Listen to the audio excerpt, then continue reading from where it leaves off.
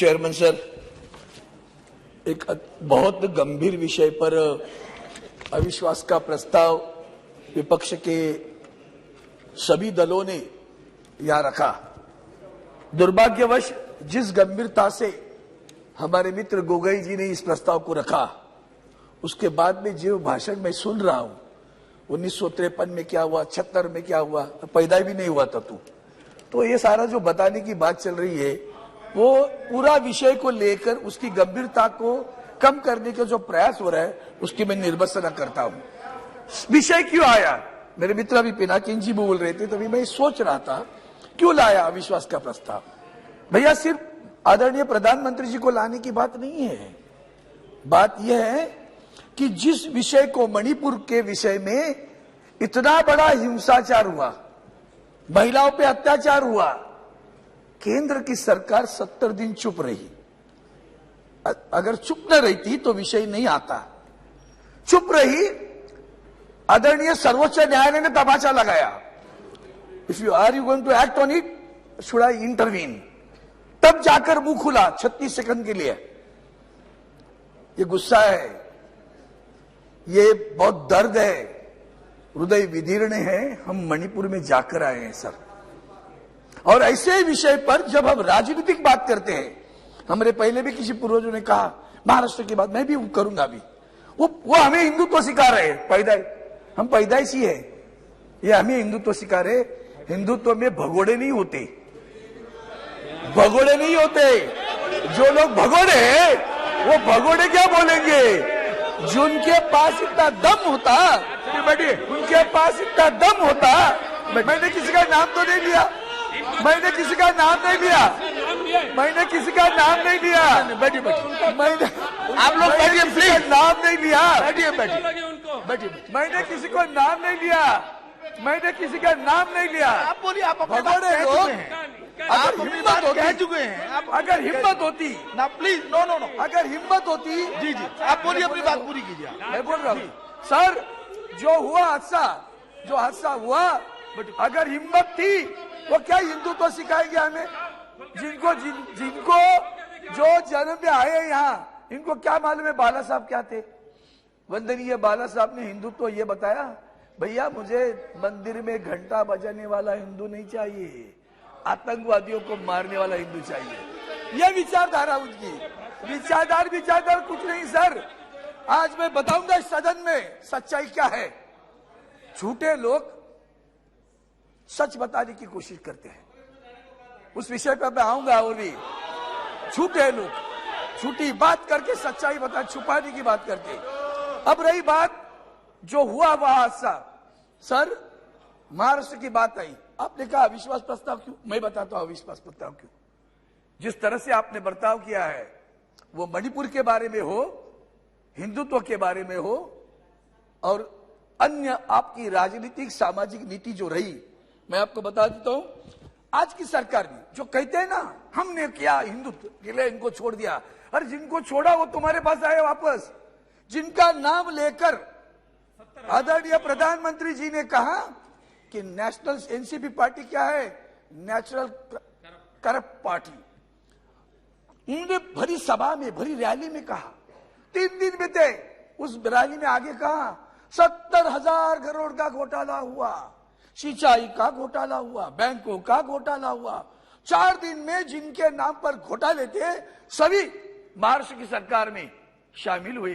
सिर्फ शामिल नहीं हुए, मंत्री भी बने सर, मंत्री बने। मतलब क्या है? भ्रष्टाचार के खिलाफ हो आप? ईडी के केसेस लेकर सबको डरा के लेके गए। भगोड़े लोग बोलेंगे राष्ट्रीयत्व की बात, और ये वॉशिंग मशीन जो चल रहे ना सर, ये क्या बोलेंगे? उस वक्त तो उनका नाम लेके गए थे, अभी उनके साथ में बैठे।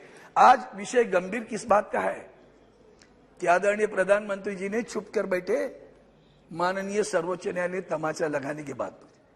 अब आगे चलकर पिछले 4 दिन में क्या क्या हुआ? पिछले 4 दिन में जैसे हमारे बारे में हुआ, आज भी हमारे महाराष्ट्र में जो सरकार है वो संविधान बाह्य सरकार है। माननीय सर्वोच्च न्यायालय ने न्याय दिया, कह दिया है सभी लोग अपात्र होंगे। मुख्यमंत्री से लेकर सभी का नाम लिया, ये सभी अपात्र होने वाले हैं। फिर भी मैं तो सुप्रीम कोर्ट का दायर बोलो सुप्रीम कोर्ट से कि मैं पार्लियामेंट में बोल रहा हूं, सुप्रीम कोर्ट ने दायर, सुप्रीम कोर्ट ने निर्णय दिया, सदस्य पे कार्रवाई करने का निर्णय दिया। अब क्या बात करेंगे? अब यही बात कहता हूं, आगे चलकर सभापति चेयरमैन सर, सुप्रीम कोर्ट ने यहां भी कर दिया मणिपुर में। कल क्या निर्णय दिया पता है आपको? अगर सरकार होती ना तो शर्म आती सरकार को कि सुप्रीम कोर्ट ने एसआईटी बिठाई, सुप्रीम कोर्ट ने डीआईजी पद बिठाए, सुप्रीम कोर्ट ने 3 हाई कोर्ट जजेस पीछे वाले उनके पास कार्रवाई करने का अधिकार दिया, सुनवाई करने का अधिकार दिया, जांच करने का अधिकार दिया, पुलिस के ऊपर कार्रवाई की। सरकार कहाँ है? सुप्रीम कोर्ट चला रहा है। मणिपुर की जांच कौन करेगा? सुप्रीम कोर्ट तय कर रहा है। ये तो आपकी सरकार पर तमाचा है। फिर भी नहीं शर्म आती आपको? फिर भी आपको बुरी नहीं लगता? फिर भी बुरा नहीं लगता? पूरी भी बुरा नहीं लगता? अब बात हुई ना, उन्होंने जब बोला मैं एक शब्द भी उतर के बोला नहीं है। क्यों लग रही है मिर्ची? समझ लो क्यों लग रही। अब कोविड की बात आई सर, कोविड के समय में भी मुख्यमंत्री उद्धव जी ठाकरे साहब ने जो काम किया उसकी सराहना वर्ल्ड हेल्थ ऑर्गेनाइजेशन ने की, माननीय नीति आयोग के लोगों ने की, माननीय सर्वोच्च न्यायालय ने की। और कहा ये जो उद्धव ठाकरे जी ने जो पैटर्न लगाया है, धारावाहिक पैटर्न, उसका अमल करो पूरे देश में। इतनी सराहना करने के बाद झूठे इल्जाम लगा, तभी तो तुम भी तो सरकार में थे। जो इल्जाम लगा रहे हैं वो भी तो सरकार में थे। कौन से अधिकार से बोलते हो? कौन से अधिकार से बोलते हो? आप लोग सरकार में शरीक थे, आप मंत्री थे, 2.5 वर्ष आप भी साथ में थे, बोलने का अधिकार बैठा है। इसलिए मैं सभापति महोदय, मैं 2-3 महत्वपूर्ण मुद्दे लगता हूं। प्रधानमंत्री जी का वक्तव्य, सत्यपाल मलिक जी फाड़ रहे पूरी। उन्होंने पुलवामा के बारे में क्या बोला, उन्होंने भ्रष्टाचार के बारे में क्या बोला, और 2-3 मुद्दे और भी। महाराष्ट्र को कितना आपने हैरान किया, क्यों हम विश्वास रखे? महाराष्ट्र का फाइनेंशियल सेंटर आप गुजरात में लिखी गई, महाराष्ट्र का वेदांत फॉक्सकॉन गुजरात में लिखी गई, महाराष्ट्र का एयरबस गुजरात में लिखी गई, महाराष्ट्र का ड्रग पार्क गुजरात में लिखी गई, महाराष्ट्र का पुलिस स्टेशन गुजरात में लिखी गई, महाराष्ट्र का डायमंड सेंटर गुजरात में लिखी गई। महाराष्ट्र के बंदरगाह का विकास 9 वर्ष में महाराष्ट्र का बंदरगाह का विकास नहीं हुआ। महाराष्ट्र के मिल वर्करों के बारे में जमीन पर कुछ करना है, कुछ नया प्रोजेक्ट, कुछ नहीं किया। उल्टा जब हमारे पास निसर्ग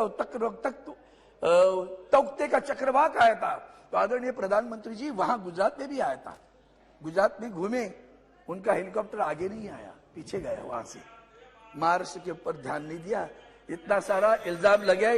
इसके बाद में हम बुलेट ट्रेन, हमारे यहाँ तो 10%, तो हमारे पास 70% पैसा बुलेट ट्रेन के लिए, सबकी गुजरात की सारा इस्तेमाल होना है।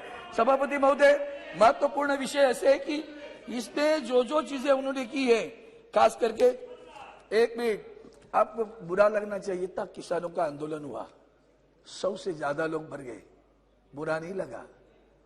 आखिर में आदरणीय प्रधानमंत्री जी को कहना पड़ा, क्षमा मांगनी पड़ी, देश की क्षमा मांगता हूं और सारे बिल वापस लेता हूं। मरे कितने लोग, कुछ है उसकी परवाह? मॉनिटाइजेशन किया, कितने लोग मरे है? कुछ अश्रु ढाया? पुलवामा के लिए अश्रु ढाया? कभी नहीं अश्रु ढाया।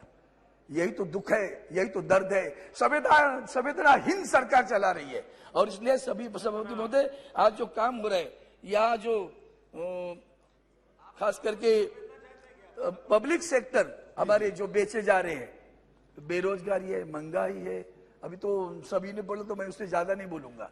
पब्लिक सेक्टर में बीएसएनएल कहा गया, इनके ऊपर इल्जाम लगाते लगाते 2 वर्ष बिताए, आज 9 वर्ष हो गए, बीएसएनएल डूब रहा है, एमटीएनएल डूब रहा है, स्ट्रेटेजिक कंपनी है, कुछ नहीं हो रहा। कहां रोजगार मिला? और गद्दारों को भी बुरा लगता है गद्दार कहने के। महिलाओं पे अत्याचार, पेंशन का विषय। और सभापति महोदय, आखिर में इतना ही चाहता हूं, क्यों हम इकट्ठे आए हैं?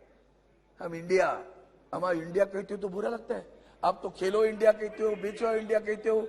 इसलिए इतना ही आखिर में एक वाक्य कहता हूं, नफरत करने वालों के सीने में प्यार भर दो जी। तुम्हारा सोशल मीडिया रोजाना देखो सर, हमारे महाराष्ट्र के हमारे महाराष्ट्र के अध्यक्ष जी गाय काटती हुई बता रहे थे लोगों, गाय का काटी नॉर्थ ईस्ट में, बता रहे का कर्नाटक के चुनाव में। क्या चाहते हो? Thank you. नफरत करने वालों के सीने में प्यार भर दूं, हम वो परवाने हैं, जी। पत्थर को भी मुंह कर दूं, यही हमारा इरादा है, इसलिए हम इकट्ठे आए। जय हिंद, जय हिंद। जी